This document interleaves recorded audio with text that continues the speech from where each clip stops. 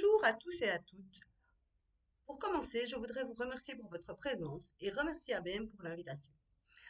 Ensuite, je voudrais m'excuser pour la qualité du son, mais je ne suis pas une professionnelle de la vidéo et donc je fais avec les moyens du bord. Je voudrais aussi vous préciser que toutes les photos que vous verrez dans la diaporama ont été prises pendant ces 3 ans de voyage. Alors, qui je suis? Je m'appelle Estelle, j'ai 40 ans et je suis belge. Je suis ce que j'appelle une nomade volontaire, ce qui veut dire que je voyage à travers le monde en faisant des volontariats. Mais encore. Vers juin 2016, mon compagnon de l'époque et moi décidons de vendre tout ce que nous avons, ou presque, pour partir à la découverte de l'Amérique latine et de nous installer après 6 mois sur le continent. Peut-être au Chili, qui semble être le pays le plus stable économiquement parlant. Parce que notre budget est serré, nous pensons faire des volontariats tout au long du trajet, et plus particulièrement dans les pays où le coût de la vie est le plus élevé.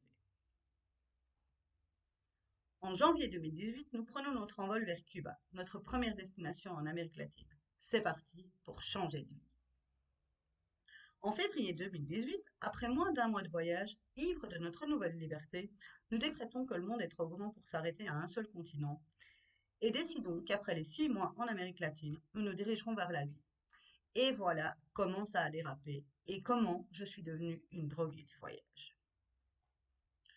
Dans l'espoir de renflouer mes caisses, je commence mon blog. Mais je ne me rends pas bien compte de l'ampleur de la tâche, ni de l'importance d'avoir une ligne directrice. Utopiste jusqu'au bout, je fais des contenus similaires à ma page Facebook, pensant que ça va très vite être rentable. Je me mets bien le doigt dans l'œil. En plus de cette activité, je commence à m'intéresser de près à la photo et à me dire que ce serait peut-être un bon moyen pour avoir un revenu supplémentaire. Je commence la photo avec un appareil photo compact numérique que j'utilise tout au long de mon premier voyage en Amérique latine. Avec lui, j'apprends à varier les sujets, à cadrer, à varier les points de vue, à utiliser les réglages, à tester des cadrages différents, à suivre un point de fuite, à utiliser les éléments à ma disposition, à voir les choses autrement. Et depuis l'Asie, je suis passée à un appareil photo réflexe et je m'amuse comme une folle dans l'espoir de trouver mon public. Voilà donc quelles sont mes activités principales. Voyager en faisant des volontariats, écrire un blog et faire des photos. Pourquoi j'ai tout quitté? En 2010, je fais mon premier voyage en dehors de l'Europe. Je pars à Madagascar. C'est une révélation. Bien que je savais depuis longtemps que je ne finirais pas mes jours en Belgique, mon retour au pays m'entraîne dans une longue dépression. Je réalise que je n'ai pas les mêmes priorités que la plupart des gens de mon entourage et je suis incapable de partager mon ressenti. Moins de 2 ans plus tard, j'accompagne un ami au Bangladesh pour mettre en place la production de sa collection de vêtements. Je suis styliste. De nouveau, le retour au pays est fort en émotions. Il est clair pour moi que je ne suis pas adaptée à ce système. Malgré mes efforts, je ne trouve pas de travail. J'ai du mal à m'intégrer dans la société et surtout, je ne comprends pas mes semblables. Dans cette frénésie du shopping et de l'accumulation des biens, je me sens comme une extraterrestre dans mon propre pays. C'est en 2016, quand je rencontre Julien, que les choses changent. Nous avons tous les deux ce besoin d'autre chose et très vite, le projet de tout vendre pour commencer une vie ailleurs se met en place. Maintenant que le décor est planté, entrons dans le vif du sujet. Depuis plus de 3 ans maintenant, je parcours le monde en faisant des volontariats. Mais commençons par quelques explications. Avant toute chose, je voudrais vous donner ma définition du volontariat. Car quand je parle de mon parcours, les gens pensent souvent que je travaille avec des ONG, que je sauve des enfants, des animaux, des pays ou autres. Au risque de vous décevoir, je ne collabore avec aucun organisme. Je vous expliquerai plus tard pourquoi. Mais commençons par faire une distinction entre volontourisme et volontariat, qui sont deux choses complètement différentes. Le volontourisme, qu'est-ce que c'est? Ce mot vient de la combinaison de deux mots anglais, volunteer et tourism, qui désignent, comme vous l'aurez compris, une forme de tourisme autour du principe du volontariat. C'est donc faire payer des gens pour des séjours à l'étranger dans le but de sauver des populations, des animaux ou tout autre programme d'aide des pays pauvres ou en voie de développement. Sauf que derrière cette belle image, de nombreux organismes utilisent ce qu'on appelle le complexe du sauveur blanc pour mettre en place un business très juteux. Le complexe du sauveur blanc, qu'est-ce que c'est? À peu près tous les touristes et voyageurs ayant parcouru les pays dits pauvres ont un jour ressenti un sentiment de culpabilité en voyant la misère dans les autres pays et les inégalités qui existent d'un continent à l'autre. Moi-même, j'ai été très affectée au cours de mes voyages à l'étranger et encore aujourd'hui, je cherche un moyen de leur venir en aide sans tomber dans les travers de ce syndrome. Même si cet élan de générosité part d'un bon sentiment, j'ai appris que nous n'avons pas tous les mêmes besoins. Revenons au volontourisme. Internet est rempli de témoignages et de reportages sur de fausses ONG qui profitent de ce syndrome pour mettre en place un business lucratif, souvent aux dépens de la population locale. Plusieurs ONG ont d'ailleurs été condamnées pour avoir retiré des enfants de leur famille afin de remplir leurs orphelinats. D'autres envoient des apprentis médecins, sages-femmes ou autres s'entraîner dans des hôpitaux étrangers, risquant ainsi la vie de la population locale. Si ce sujet vous intéresse, je ne peux que vous conseiller de faire vos propres recherches. Au cours de mes voyages, j'ai eu l'occasion de rencontrer quelques personnes qui ont travaillé pour des ONG ou avec elles. D'après leur dire, les programmes ont une durée de vie de 2 à 3 ans maximum. Et quand ce délai est passé, ils ne laissent aucun acquis aux locaux. Rien n'est fait pour que les programmes soient continués. Pire, rares sont les ONG qui font une véritable étude de terrain des besoins locaux, ni même de leur culture. Forts de leur syndrome de sauveur blanc, ils imposent leur culture et leur vision de la vie comme les colons imposaient la religion catholique, persuadés qu'ils détiennent la vérité absolue. Pourquoi je ne travaille pas avec des ONG? D'abord, parce que la majorité d'entre eux demandent une participation financière, prétextant qu'ils ont besoin de subsides. Aussi louable soit la cause, je me refuse catégoriquement de payer pour travailler. C'est une question de principe. Ensuite, il est assez rare d'être vraiment mélangé à la population locale. Les volontaires sont généralement en groupe et restent ensemble. De plus, les logements sont souvent en dortoir. J'avoue que j'aime avoir mon intimité. Et tout récemment, j'ai rencontré une Américaine qui va partir avec un organisme pour aider dans les Bahamas. Elle m'a parlé de ses horaires, de 6h30 du matin à 16h, le tout entrecoupé de réunions. Personnellement, j'estime que l'échange n'est pas vraiment équitable. Mais surtout, je ne veux pas travailler avec eux pour toutes les raisons que je vous ai citées avant. Parlons maintenant du volontariat. Qu'est-ce que c'est? Les volontariats que je fais n'ont absolument rien d'humanitaire. Généralement, j'aide des petites structures, des familles, des restaurants, des hôtels, des écoles, et j'en passe. Parlons maintenant des horaires. Les horaires sont assez variables. Ça peut aller de 2 à 6 heures par jour.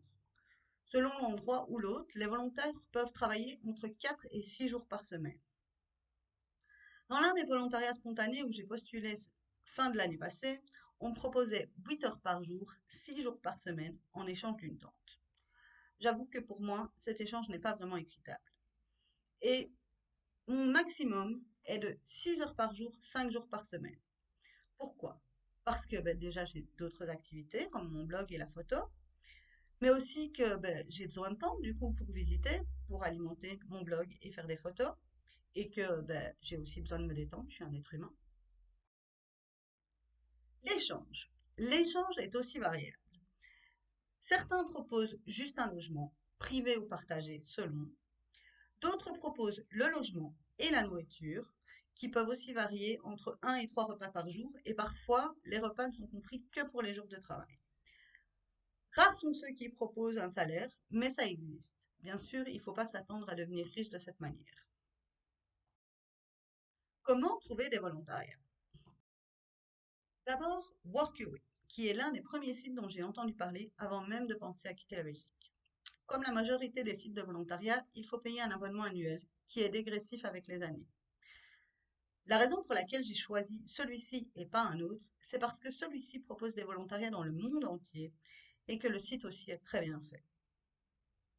Si vous voulez vous inscrire, je vous invite à suivre le lien en description qui me permet d'économiser sur mon abonnement. Le deuxième que j'utilisais, parce que j'ai arrêté mon abonnement, c'est Helpex, qui comme Workaway est payant, mais ici l'abonnement est valable pour 2 ans. Lui aussi propose des missions dans le monde entier, mais leur petit plus, c'est qu'il est possible de contacter les autres via un autre moyen que via la plateforme. Le petit moins, c'est que vraiment leur design est vraiment pourri. Quand je ne trouve pas de volontariat via les sites que j'utilise, j'y vais au culot et je fais les volontariats spontanés. Ce qui veut dire que je vais toquer aux portes ou j'envoie des mails pour proposer mon aide. Il m'est aussi déjà arrivé de proposer mon aide dans des endroits où je louais une chambre. Mais ça, je vous expliquerai un peu plus tard. Les autres plateformes. Il existe des dizaines, peut-être même des centaines de plateformes de volontariat. Je vous parle de celles dont j'ai entendu parler. Pour le reste, je vous laisse libre de faire vos propres recherches. D'abord, il y a Woofy, la première plateforme de volontariat dont j'ai entendu parler. Je ne l'utilise pas. D'abord parce que l'abonnement annuel n'est valable que par pays et que ça pourrait vite chiffrer vu la vitesse à laquelle je change d'endroit ou de continent. Ensuite, il semblerait qu'il propose majoritairement des missions dans les fermes. Quand j'étais à la Nouvelle-Orléans, ma collègue m'a parlé de Worldpacker. Comme les autres, il y a un abonnement annuel à payer. Je ne sais donc pas vous parler des missions qu'il propose, étant donné que je ne suis pas membre. En préparant cette conférence, je suis retombée sur le site Volunteer Base, qui pour le coup est gratuit et qui propose des missions par-ci par-là, mais qui est en anglais. Si je voyage depuis 3 ans en faisant des volontariats, c'est que j'y trouve forcément de nombreux avantages. Qui sont la possibilité d'abord d'économiser le logement, car en échange de mes heures de travail, je suis logée, parfois nourrie et de temps en temps payée. D'être immergée dans la culture locale, car même si la majorité des autres sont des expats, ils emploient souvent des locaux pour nettoyer ou faire des travaux. Ça me permet également d'acquérir de nouvelles compétences. Les gens sont souvent assez enthousiastes de partager leurs connaissances. Je suis curieuse et j'aime apprendre. Cette manière de voyager m'a permis de découvrir de nombreuses disciplines plus en détail. Ça m'a aussi permis de mettre à profit mes compétences, par exemple la photo et l'infographie, et par la même occasion de remplir mon portfolio.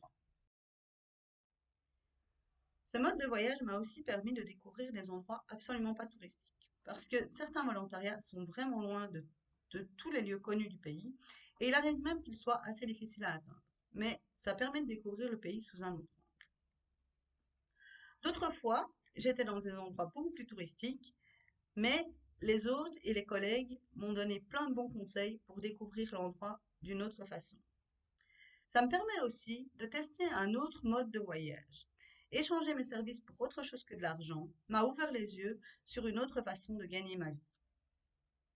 Et enfin, de rencontrer d'autres manières de vivre et de penser avec mes hôtes, mais aussi avec mes collègues, volontaires ou personnes travaillant sur place, les gens que je rencontre dans la rue ou les touristes que je croise.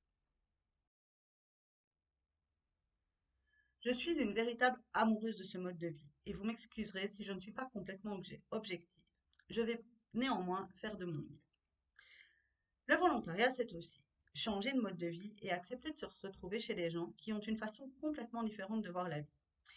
Il peut arriver de ne pas avoir les mêmes notions du confort, par exemple. Parfois, d'être obligé de partager une maison ou un espace de vie et de ce fait de ne pas avoir une totale intimité. Il faut aussi être flexible dans les horaires et les tâches à accomplir. Selon le secteur, il peut arriver de devoir travailler en soirée ou très tôt dans la journée. Et le travail peut aussi varier d'un jour à l'autre selon les besoins. De devoir patienter longtemps avant d'avoir une réponse positive ou de devoir relancer les gens de nombreuses fois avant de pouvoir trouver une place. De devoir se résigner à quitter un endroit quand il y a incompatibilité de caractère avec un ou une collègue ou même avec l'autre lui-même. En 35 volontariats, je me suis fait virer 2 fois. Je vous en parlerai plus en détail quand j'aborderai mon parcours. de se retrouver au milieu de nulle part et parfois même sans moyen de transport. Mais aussi de devoir faire un tout autre travail que celui qui était décrit dans l'annonce, car les choses évoluent et que souvent les gens ne remettent pas leur profil à jour. Pourquoi je fais des volontariats? Vous aurez compris que j'adore ce mode de vie. J'ai l'impression d'avoir enfin trouvé ma voie. J'ai compris que j'étais nomade. Je déteste la routine et j'ai besoin de changer de paysage régulièrement pour m'ouvrir l'esprit et surtout pour rencontrer les gens qui partagent mes valeurs. Ces 3 années sur la route m'ont permis de goûter à une liberté que je n'aurais jamais osé espérer. Et cette année et demie seule m'a permis d'être face à moi-même, mais surtout m'a aidé à me faire confiance et à mettre mes compétences à profit. Maintenant que vous en savez plus, parlons des volontariats.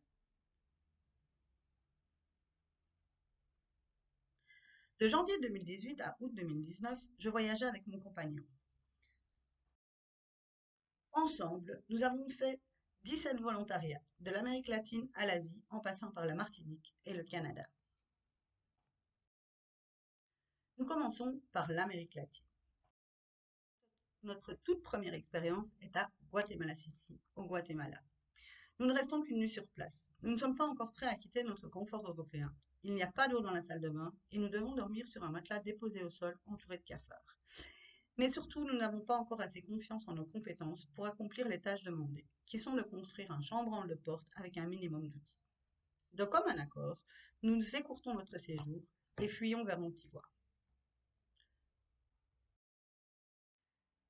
Du Guatemala, nous partons au Nicaragua, où nous faisons notre premier volontariat spontané à Las Penitas, dans un hostel en bord de plage. C'est ici que nous apprenons à adopter un rythme de travail beaucoup plus court. Il faut dire que notre collègue nous envoie souvent sur la plage pour nous calmer. Il nous répète souvent: Vous êtes au Nicaragua, calme.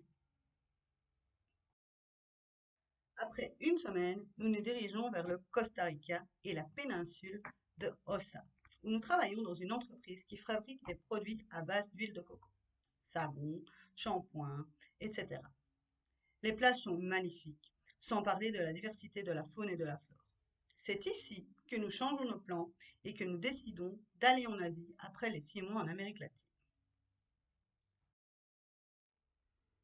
En attendant, nous quittons le Costa Rica et avec elle l'Amérique centrale après 3 semaines pour descendre au Pérou, dans la vallée sacrée, où nous faisons notre deuxième volontariat spontané. Ici, les chats sont les rois et nous devons nous occuper d'eux, les nourrir, nettoyer les litières et aménager le site. Du Pérou, nous continuons notre descente vers la Bolivie, où nous faisons notre troisième volontariat spontané. Cette fois, dans une maison d'hôte à Sucre, où nous avons loué une chambre. Nous nous sommes liés d'amitié avec les propriétaires et leur proposons de les aider dans l'aménagement du bâtiment. Nous sommes encore timides et n'osons pas parler des horaires. Nous travaillons donc des journées complètes en échange du logement. Ici, nous aurons une belle leçon d'humidité.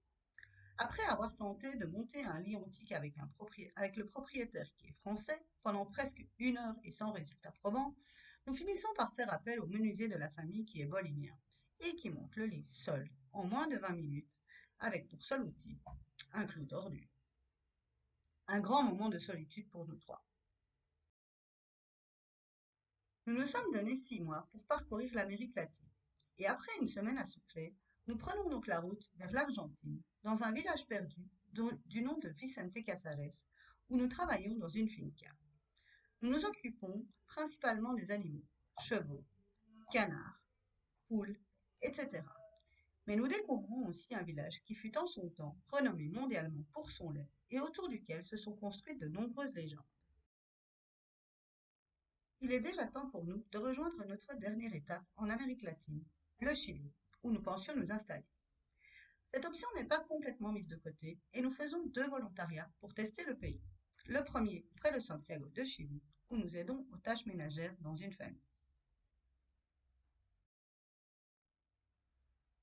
Et le deuxième à Valparaiso, sur la côte chilienne, dans un bed and breakfast.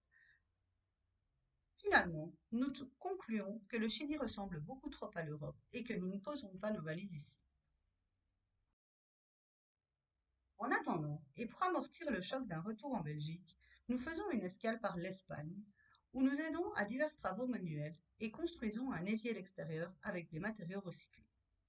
Mais surtout, nous sommes sensibilisés à l'eau, à son importance et à sa rareté.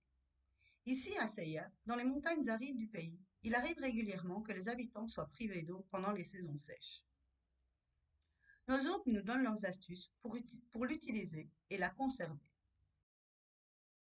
Après un bref passage en Belgique, nous embarquons mon petit frère vers l'Asie, où nous passerons un mois ensemble avant de retourner à nos volontariats.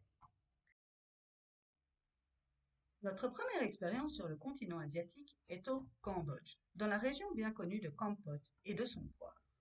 Nous nous improvisons guide touristique dans une exploitation de poivre.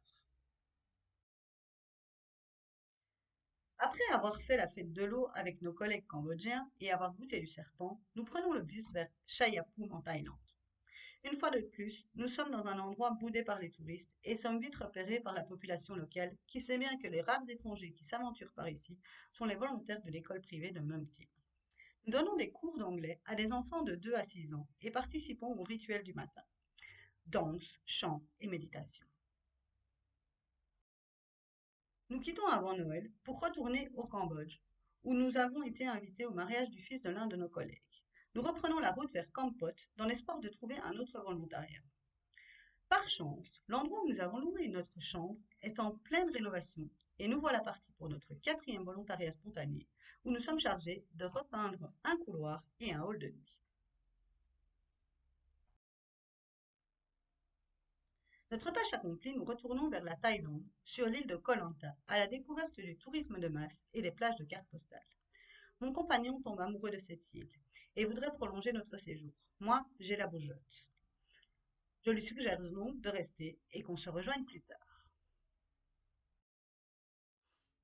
Mais c'est à contre-cœur qu'il me suit, vers la Malaisie. Loin du calme bouddhiste de la Thaïlande, nous atterrissons dans la culture musulmane sunnite. Ici, hors de question de me balader en short et en top au risque de me faire dévisager. Je ne suis pas dans mon pays, et même si je suis très féministe, il est hors de question d'imposer mes croyances. J'apprends à me plier aux règles en vigueur.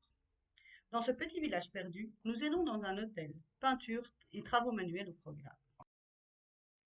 Notre temps écoulé, changement de décor. Direction l'Indonésie et Kebumen sur l'île de Jakarta, où l'islam sunnite est aussi en vigueur. Nous sommes accueillis par Happy, avec qui nous allons donner des cours d'anglais. Les touristes sont assez rares ici aussi, au point que nous expérimentons la vie de rockstar. Impossible de nous balader en rue sans être arrêté pour une photo.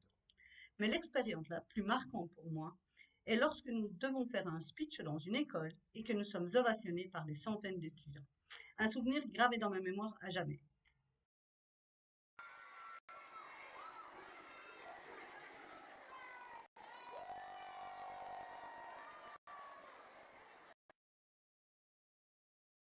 Deuxième passage en Belgique. Après 2 conférences et un grand sentiment d'inadaptation à ce système pour moi, nous prenons l'avion pour la Martinique, où nous verrons mon filleul qui s'y est installé pour quelques années. Mais il ne peut pas nous loger, et nous trouvons un volontariat dans une famille française, chez qui nous nettoyons les cultures de citron des plantes grimpantes qui les ont envahies. Après avoir fait le tour de cette petite île et appris un peu plus sur les volcans et la culture créole, nous reprenons l'avion pour le Canada cette fois. Nous prenons le temps de rendre visite à des proches sur place avant de nous rendre à Notre-Dame-de-la-Merci, entre Montréal et Québec, où nous aidons dans un site de cabane dans les arbres. Le dialogue est devenu impossible entre mon compagnon et moi, et après un mois sans réelle amélioration, je décide de prendre la route seule. Il est temps pour moi de voir de quoi je suis capable. Après m'être réfugié quelques jours chez un ami, le temps de reprendre mes esprits et de me retourner, je prends la route pour les USA. Première étape, Détroit, une ville que je voulais absolument voir aux États-Unis. Mais le passage de la frontière est épique, et je n'ai rien préparé. Ici, il ne rigole pas. Je ne sais pas exactement quand je vais quitter le pays, et cette réponse me vaut une attente de 2 longues heures sans explication et mon bus qui part sans moi. Ce n'est qu'après être tombé en sanglots qu'ils me conduisent à la station de bus de Détroit. De là, je rejoins mon premier volontariat seul. Je suis dans un hostel miteux, mais je pars surtout à la découverte de l'urbex et de la culture américaine. Depuis Détroit, je fais une escale d'une semaine à Chicago, le temps de trouver un volontariat dans une ferme à Springfield dans le Missouri. Cette famille est très religieuse, mais elle a surtout le cœur sur la main. Ils partagent leur savoir et leur amour de la nature avec passion. En plus des activités de la ferme, ils organisent des soirées pizza tous les jeudis. J'apprends donc à faire des pizzas à l'américaine. Oui, oui, c'est une spécialité américaine. Un mois, ça file à toute allure. Et je rejoins déjà mon dernier volontariat aux États-Unis, dans la deuxième ville que je voulais absolument voir, la Nouvelle-Orléans, où je fais mon premier volontariat spontané depuis que je voyage en solo. J'ai trouvé une place dans un hostel. L'ambiance est agréable et les collègues sont aimables, jusqu'à l'arrivée d'une volontaire new-yorkaise qui me prend en grippe. Naïve et candide, je ne vois rien venir. Ce n'est qu'au moment où elle m'agresse physiquement que mes collègues me confient qu'elles avaient remarqué qu'elle tentait de me faire sortir de mes gonds depuis son arrivée. Je suis pacifiste et je ne me rabaisserai pas à la violence. Mais à la deuxième attaque, mes limites sont dépassées. C'est elle ou moi. Mais il semblerait qu'ensemble, ce ne soit pas possible. Elle est congédiée et je peux continuer mon volontariat à l'esprit serein. Je ne peux pas rester plus de 3 mois aux États-Unis. Il est donc temps pour moi de quitter le pays pour me rendre au Mexique. Le premier volontariat est à Tepery, à 1 heure de Mexico City. Encore une fois, je suis loin du tourisme et je découvre des décors époustouflants et des gens adorables. Je travaille dans une école privée comme professeur d'anglais, ce qui me permet d'améliorer mon anglais et mon espagnol en même temps. Mais c'est aussi ici que je réalise qu'au passage de la frontière, je n'ai eu aucun cachet sur mon passeport, ni aucun papier pour mon entrée dans le pays. D'après mon hôte, ça pourrait me valoir une belle amende à la sortie. Je prends donc contact avec mon ambassade et le service d'immigration du pays pour expliquer mon cas, mais personne ne peut rien faire pour moi. La frontière entre les États-Unis et le Mexique est particulière, due aux allées et venues des gens qui travaillent d'un côté ou de l'autre. Je devrais donc compter sur ma bonne étoile. 2 semaines plus tard, je continue ma descente du Mexique pour me rendre près de Puerto Escondido. Je vais placer les carrelages dans une nouvelle piscine à Playa Venado. Pas un touriste à l'horizon. J'ai presque les plages pour moi seul. Le rêve. Pour la première fois en presque 2 ans de voyage, je suis face à des animaux sauvages. Scorpions, migales et serpents. Je dois donc être prudente quand je mets mes chaussures et quand je rentre dans mon lit. Après avoir fêté Noël à Oaxaca, je prends le bus pour Cancun, où je vais m'occuper de 2 petites filles au caractère bien trempé. Il y a une piscine dans le condominium et j'en profite pour leur partager ma passion de la natation. Elles m'apprennent aussi à accepter les gens tels qu'ils sont. Elles savent comment se faire respecter et j'apprends à écouter les besoins des autres. Mais c'est aussi ici que je reprends complètement l'écriture de mon blog. Arrive le moment de passer la frontière du Mexique et de voir si ma bonne étoile est avec moi. Il semblerait que ce soir-là, elle ait pris congé et c'est une amende de 70 $ que je dois payer pour entrer au Belize, en plus des 25 $ pour passer la frontière. Direction Billy White, où j'arrose les plantes pendant 2 heures tous les jours. Se déplacer dans ce pays est facile. Les gens me proposent souvent de me déposer sur leur chemin quand ils me voient marcher. Je découvre la nature verdoyante de ce pays, mais aussi les mnémonites, une branche du catholicisme venant de Russie et comparable aux Mormons. Je ne reste que 2 semaines avant de me diriger vers mon prochain volontariat à environ 5 kilomètres de là, à Santa Familia. L'annonce parlait d'une communauté avec autant de locaux que d'Américains. Finalement, ce sont majoritairement des expats, américains, canadiens ou européens qui habitent ici. Les seuls locaux sont les gens qui travaillent, secrétaires, jardiniers et personnel d'entretien. Le Covid commence pendant mon séjour ici. Pour moi, il est hors de question de revenir en Europe. Et optimiste comme à mon habitude, je pense que cette crise ne durera pas plus d'1 mois. Ce n'est qu'après 3 mois, sans espoir de libération, que je réalise que je peux voyager dans le pays. On me dit que les îles sont magnifiques. Je décide de vérifier par moi-même et c'est parti pour un volontariat de 2 mois à Kikoker. Les paysages sont fabuleux et je peux faire du snorkeling. Malgré tout, j'ai besoin de bouger. Et puis le travail est répétitif. Poncer et peindre des lits d'extérieur. J'ai besoin de plus de diversité. Je rentre dans les terres et me dirige vers San Pedro, Colombia, où je dois aider dans un Earthship, une maison construite avec des matériaux recyclés. L'un des plus courts volontariats depuis que je suis seule. Je suis virée après 3 jours. Nous dirons incompatibilité de caractère avec l'autre. Je ne m'étendrai pas sur le sujet. Me voilà sur le bord de la route avec tout mon pactage et sans aucune idée de ce que je vais faire. La ville la plus proche est Punta Gorda. Je vais commencer par louer une chambre quelque part et tenter de trouver un volontariat. Après à peine 2 jours à sillonner la ville, je trouve une place chez un homme âgé pour qui je dois retranscrire les idées en format numérique. Une mission simple et dans mes cordes. L'écriture, c'est mon domaine. Mais c'est à ce moment-là que mon ordinateur commence à montrer de forts signes de faiblesse. Pas vraiment possible de trouver les pièces ici. Je les commande donc par Internet. Me voilà bloqué ici en attendant l'arrivée de ma commande. Et mon patron n'a plus besoin de moi. Il a perdu sa motivation, mais il me permet de rester gratuitement. Je dois avouer que ça m'arrange, même si je ne veux pas abuser de sa gentillesse. Ma pièce à peine arrivée est remplacée. Je fais mes bagages et prends la route pour Saint-Ignacio, où je suis censée aider un homme dans ce qu'il appelle sa ferme, qui est à 1 heure de sa maison de Saint-Ignacio.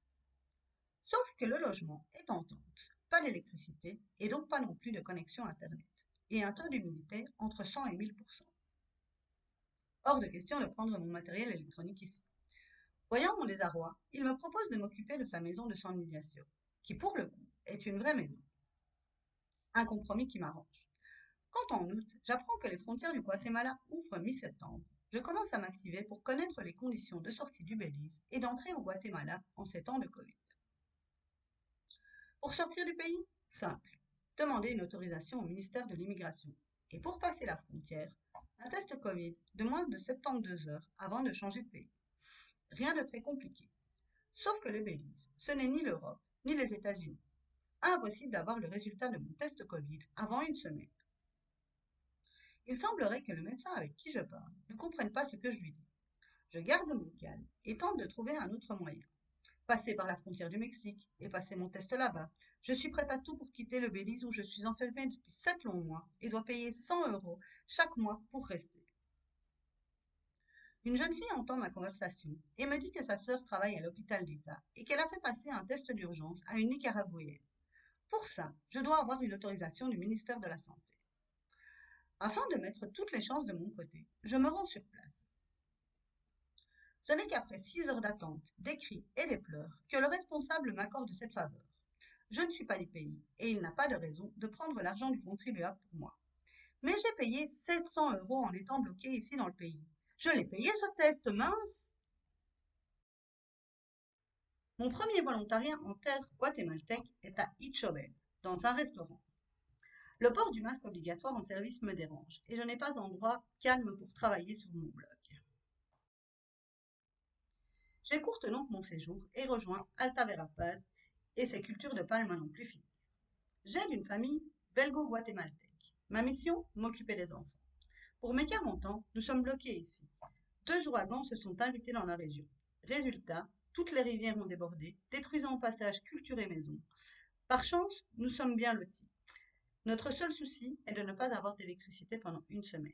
Mais nous avons un groupe électrogène que nous allumons en soirée. Heureusement pour moi, cette famille a un petit avion personnel qui nous permet de rejoindre la capitale où je leur dis au revoir avant de me rendre dans mon prochain volontariat près du lac Atitlan. Il fait nettement plus froid ici et je suis isolée du monde, mais les paysages sont époustouflants. Mon ordinateur me lâche de plus en plus, mon écran n'affiche plus les couleurs et je suis engagée comme infographiste. Obligée de m'envoyer les fichiers par email et de vérifier les couleurs sur mon téléphone. Système D.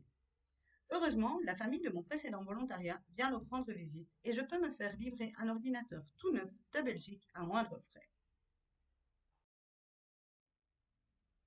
Le lendemain de Noël, je quitte Sununa pour rejoindre San Marco de la Laguna, à moins de 5 kilomètres. J'ai trouvé un volontariat dans un restaurant. Je n'aime pas trop cette ville, elle me fait penser à Aguascalientes, au pied du Machu Picchu, un village créé pour le tourisme. Je me dis que je verrai après quelques jours et que j'aurai peut-être un autre point de vue sur cet endroit. Mais comme si le ciel m'avait entendu, je suis virée dès le premier jour de travail pour avoir fait savoir à mon patron qu'il ne m'avait donné aucune instruction sur les tâches à accomplir, les horaires ou les conditions, et que ma collègue ne m'explique rien pendant le service. Une fois de plus, je dois surfer sur la vague qui m'emmène à Quetzaltenango, où je vais faire du tourisme et chercher un autre volontariat. Au Guatemala, ou au San Salvador. Mais je dois surtout trouver un endroit où passer un test Covid pour passer la frontière. De nouveau, tout ce que j'avais prévu tombe à l'eau et je dois prendre l'avion pour la première fois depuis 1 an et demi parce que le visa de 3 mois du Guatemala compte pour le Guatemala, le San Salvador, le Nicaragua et le Honduras. Soit je remonte au Mexique ou je prends l'avion vers l'Amérique du Sud. Porto Rico est la destination la moins chère. C'est parti. Mais je suis tellement peu habituée à prendre l'avion que je passe les contrôles en dernière minute et que je perds du temps à la sécurité et à la douane où je dois payer une amende pour être resté plus de 3 mois dans le pays. Je rate donc mon vol et dois attendre celui du lendemain. Je décide de passer la nuit à l'aéroport, car je dois vraiment être prudente avec mes finances. L'achat de mon nouveau PC, du billet d'avion et du test Covid ont plombé mon budget. Pourquoi je voudrais ne plus prendre l'avion? Je fais une parenthèse pour vous expliquer pourquoi je voudrais ne plus prendre l'avion. Même si parfois je fais de mauvais calculs et que je ne trouve pas d'autre solution, comme pour quitter la République dominicaine où le seul bateau est pour Porto Rico, je voudrais ne plus prendre l'avion, tout d'abord parce que c'est cher et polluant, mais aussi parce que ma mésaventure à Guatemala City m'a fait beaucoup réfléchir et que j'ai pesé le pour et le contre de l'avion. Pour moi, la sécurité est beaucoup trop poussée, ce qui, d'après moi, rend les gens nerveux et parano. J'ai l'impression d'être coupable avant même d'avoir été contrôlé. Ensuite, le poids des bagages est limité. J'en comprends bien la raison, mais si je peux trouver un autre moyen de voyager qui n'a pas cet inconvénient, je choisirai plutôt celui-là. Le fait de devoir arriver de longues heures avant le départ et de devoir attendre dans la zone de transit me pose un vrai problème. Et pour finir, on ne peut pas avoir à boire, et pas d'autre choix que d'acheter des boissons dans les magasins où les prix sont au minimum le triple de la normale ou de boire l'eau du robinet. Pourquoi je préfère prendre le bus? Tant qu'à devoir perdre de longues heures, je préfère que ce soit sur les routes et que je puisse profiter pour admirer les paysages et être mélangé à la population locale. Les trajets en bus sont beaucoup moins chers et je me sens plus à l'aise avec des gens qui n'ont pas beaucoup de moyens comme moi et qui ne sont pas pressés. Les sièges dans les bus sont beaucoup plus inclinables que ceux des avions. C'est plus confortable pour dormir. Je ne suis pas limitée dans le poids de mes bagages et je peux prendre autant de boissons et de nourriture que je veux.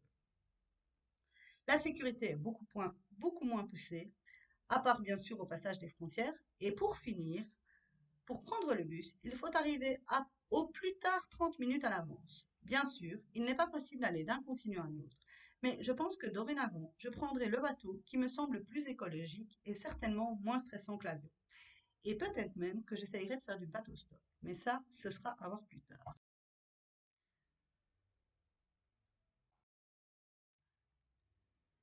Cette parenthèse terminée, revenons au volontariat. J'arrive donc à San Juan, la capitale de Porto Rico. Mais le sort s'acharne et s'accroche. Dans mon nouveau volontariat, il n'y a pas de Wi-Fi et je dois faire des recherches pour mon patron sur Internet. De nouveau, il va falloir faire des choix. J'appelle Randy à Vieques, un autre qui avait également besoin de mes services à Porto Rico. Mais là aussi, tout va de travers. D'abord, il n'y a pas de bus pour aller de San Juan à Ceiba où je dois prendre le bateau pour Vieques. Je suis obligée de prendre un taxi. Arrivé à Ceiba, on m'annonce que seuls les résidents sont autorisés à prendre le bateau, mais que je peux prendre l'avion. Ici à Porto Rico, tout semble difficile. Même pour quitter l'île, ça a été la folie. D'abord, le cargo ferry était en panne. Ensuite, il était impossible de trouver un logement à San Juan, et comme si le sort s'acharnait. Finalement, me voilà en République dominicaine en attendant de commencer mon nouveau volontariat. Mais avant, j'ai pris quelques jours de congé pour travailler sur cette conférence. En conclusion, après 35 volontariats dans plus de 20 pays différents, à la rencontre de cultures et de tâches aussi diverses que variées, je ne m'estime pas experte dans mon domaine. Mais j'ai une certaine expérience dans ma manière de vivre et dans les leçons que j'ai apprises. J'ai appris à me respecter et à m'imposer en douceur. Bien sûr, mes hôtes me permettent d'avoir un logement sans dépenser d'argent, mais mes heures de travail leur permettent d'avoir une main-d'œuvre à moindre frais. Gagnant-gagnant, ni supérieur ni inférieur. À se mettre d'accord sur les conditions du volontariat, horaires, tâches, logement et éventuellement nourriture ou paye. À ne pas avoir honte de mes limites. Si quelque chose n'est pas dans mes cordes, je le dis et propose soit une autre tâche ou de le faire à deux. Comme ça, j'apprends en même temps. À être flexible dans les tâches à accomplir, les horaires et dans la manière de faire. à me faire confiance. Toutes mes mésaventures, et même si je pense que Porto Rico a été le pays dans lequel j'ai bien cru que j'allais perdre la tête, il m'a aussi appris que je finis toujours par trouver une solution. Comme on se le dit souvent avec une amie. Par la porte ou par la fenêtre, ça va passer ma biche. Que le mystère de la vie, c'est de trouver le juste équilibre entre tenir bon et lâcher prise. Que quelle que soit la nationalité, le sexe ou l'âge, nous avons tous une histoire différente, et de ce fait, une réalité et des priorités auxquelles nous sommes plus ou moins attachés. Cette diversité fait la beauté du monde et des rencontres, et savoir les accepter chez les autres permet de cultiver la tolérance pour soi-même et d'arrêter de se juger. Que la réalité, c'est comme une photo. Ça dépend sur quoi on veut se concentrer. Depuis plus de 4 ans, j'ai choisi de me concentrer sur le positif.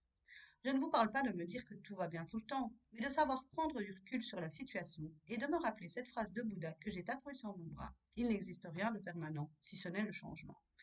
Toutes mes mésaventures, qui ont été de grosses épreuves sur le moment, se sont avérées des histoires à vous raconter. Qu'il est possible de se plaindre et de se positionner en victime, ou de prendre les problèmes à bras le corps et de vouloir apprendre la leçon. Comme l'a dit Nelson Mandela, je pense, je ne perds jamais, soit je gagne, soit j'apprends. À partir à la découverte d'endroits inconnus, dans les lieux qui ne sont pas cités dans les guides ou sur les sites internet, il y a aussi de belles choses à voir. Pourquoi ne pas s'éparpiller au lieu de tous s'agglutiner dans le même endroit? Que le bonheur est à l'intérieur. Peu importe les éléments extérieurs, l'accumulation de biens ou d'argent n'apporte pas le bonheur. Combien de temps faut-il pour se lasser de son nouveau téléphone ou de tout autre objet? Le bonheur extérieur est éphémère. À persévérer, car je veux croire que quand on fait les choses avec le cœur, ça finit par attirer le public concerné. Et c'est pour ça que je continue à m'accrocher dans l'écriture de mon blog et à m'améliorer en photo. Mais aussi parce que ça m'éclate. À ne jamais regretter. La mort peut arriver à n'importe quel moment. Alors pourquoi attendre pour profiter de la vie? Je suis consciente que les gens me prennent pour une utopiste. En attendant, je vis une vie que je n'aurais jamais espérée il y a à peine 10 ans. Jamais je ne me serais cru capable de partir loin de ma famille, de lâcher toute sécurité, et pourtant, c'était ce que je devais faire pour me sentir libre. Que malgré mon amour pour le voyage et les découvertes, je suis devenue comme une enfant gâtée, et j'ai besoin que le voyage me manque. J'ai donc décidé que le moment était venu pour moi de me poser un peu quelque part, mais aussi parce que je suis fatiguée de devoir chercher les conditions de passage des frontières avec le Covid et de courir pour passer ce test. Pour le moment, j'imagine rester 1 an où j'aurai déposé mes sacs, mais je sais que la vie est surprenante et que tout peut basculer dans un sens ou dans l'autre. La seule chose dont je suis certaine, c'est que j'ai besoin de m'arrêter pour me concentrer sur mon blog et sur la photo. Je terminerai en vous disant que je ne suis pas l'exemple à suivre, mais que la seule certitude que j'ai, c'est que je n'ai jamais été aussi heureuse et confiante que depuis que j'ai commencé à écouter mon cœur et pas mes peurs. Bonus. En ces temps de Covid, je me doute que beaucoup d'entre vous se demandent s'il est difficile de voyager. Je réponds, un cœur vaillant, rien d'impossible. Je suis une droguée de voyage et je suis têtue. Quand j'ai une idée dans la tête, il est assez difficile de m'arrêter. Oui, certaines destinations sont plus difficiles à atteindre. Oui, il faut se soumettre à des tests Covid et mon nez n'en peut plus de ces intrusions intempestives. Mais comme pour tout, c'est un choix qui comprend son lot d'inconvénients. Rien n'est parfait et c'est parfait. J'aimerais aussi faire comprendre aux gens à quel point suivre son cœur est gratifiant. Mais je sais aussi à quel point ça fait peur et que ça demande beaucoup de sacrifices, en apparence. Alors qu'en fait, c'est juste éliminer le superflu, s'alléger des poids inutiles. Mais moi aussi, j'ai entendu tous ces gens prônant de suivre sa voie intérieure, bla bla bla bla bla. Et moi aussi, je me suis dit que ce n'était pas réaliste. Et me voilà en train de vous rabâcher les oreilles avec les mêmes comptines. Je ne connais aucune langue qui puisse expliquer ce qu'on ressent, tellement c'est plus. Voilà, c'était tout ce que j'avais à vous dire. Je vous remercie de m'avoir écouté et j'espère que cette conférence vous aura plu. En description, vous trouverez le lien vers mon portfolio. N'hésitez pas à acheter si vous aimez, vers mon blog, à le partager si vous le trouvez intéressant, vers le lien vers Workaway, si vous voulez vous y inscrire et me permettre d'économiser 1 an d'abonnement, et celui vers ma chaîne YouTube. Actuellement, je recherche à me faire sponsoriser par Nikon et à recevoir un appareil photo de leur part.